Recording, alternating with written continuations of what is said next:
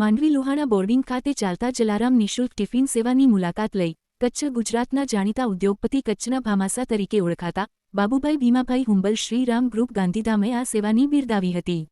માંડવી તાલુકા લોહાણા મહાજનના પ્રમુખ હરીશભાઈ ગણાત્રા, હસમુખભાઈ ઠક્કર, પશ્ચિમ કચ્છ જિલ્લા વિશ્વ હિન્દુ પરિષદના ઉપાધ્યક્ષ શાસ્ત્રી દીપેશભાઈ જોશી, સારસ્વત સમાજના પ્રમુખ સંજયભાઈ ટેવાણી, માંડવી તાલુકા સમસ્ત બ્રહ્મ સમાજ યુવા પાંખના પ્રમુખ પાર્થ જોશી વગેરે આગેવાનો ઉપસ્થિત રહ્યા હતા। માંડવી મુકામે મારે એક બ્રહ્મ સમાજના પ્રોગ્રામમાં આવવાનું થયું ત્યારે ભાઈ શ્રી દીપેશભાઈ મને વાત કરી કે આપણે બહુ એક ટિફિન સેવા કાલે પણ વાત કરી, જો હાલશું સારું કરે છે। હરીશભાઈ ને હસમુખભાઈ બંને આ જવાબદારીથી ચલાવે છે। મને અહીંયા આવીને ખરેખર ખૂબ આનંદ થયો કે ટિફિન સેવા એક એવું કાર્ય છે કે જે લોકો જ્યાં બારે જમવા નથી શકતા, અશક્ત હોય, વૃદ્ધ હોય, પોતે કરી ન શકતા હોય, ઘરમાં કોઈ કરવાનું ન હોય, એવા લોકોને ટિફિન પહોંચાડીએ તો આના જેવો ખરેખર અન્ન ખવડાવવા જેવો કોઈ ધર્મ નથી મારા ખ્યાલથી।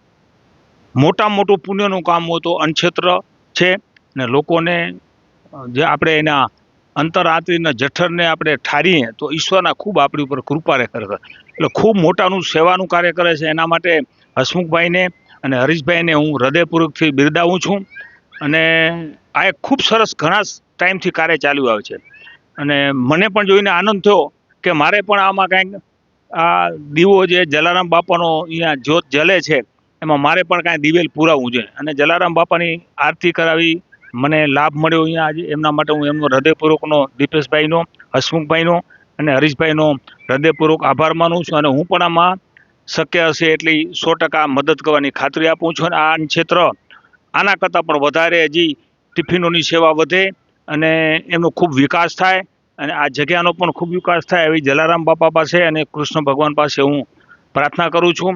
ફરીને આપ સૌનો હું આભારી છું કે મને આ ટિફિન જગ્યાના તમે દર્શન કરાવ્યા, હું અહોભાગી છું કે મને આવો ખૂબ સરસ કાર્ય કરી રહ્યા છે અને ફરીને બિરદાવ્યું છે અને આવા કાર્યો સમાજમાં કરવા જરૂરી છે।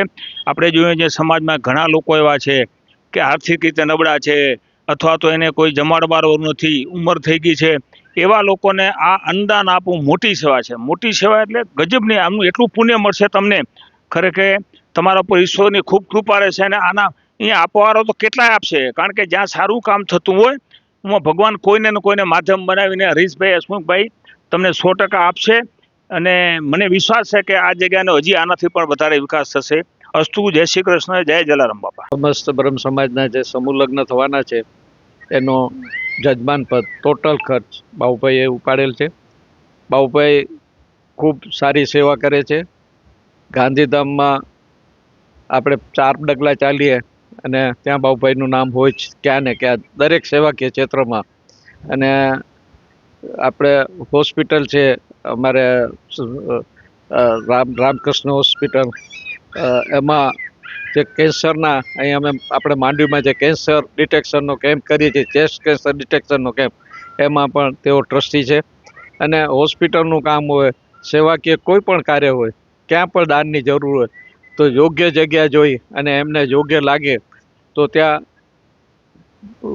મોટી રકમનું દાન કાયમ તેઓ આપતા હોય છે અને વાર્ષિક કદાચ હું કહું 1 કરોડથી વિશેષની રકમ તો વાર્ષિક એમના તરફથી દાનમાં જ વપરાતી હોય છે। હું ઘણા વખતથી એમની સાથે સંપર્કમાં છું અને બાબુભાઈનું કામ સેવાકીય કોઈ પણ કાર્ય હોય તેમાં ક્યારે કોઈ પાછા એમની પાસે ખાલી હાથે પાછા આવતા નથી એવા દાનવીર છે અને ઈશ્વરની પુષ્કળ કૃપા એમના ઉપર છે। જે સચ્ચિદાનંદ સ્વામીની અને અમારા શ્રી કૃષ્ણ ભગવાનને માનનાર અમારા બાબુભાઈ આહિર, એમને હું ઘણા વર્ષથી હું એમને જાણું છું અને સેવાના કાર્યોમાં હંમેશા તેમનો સાથ અને સહકાર મળતો હોય છે।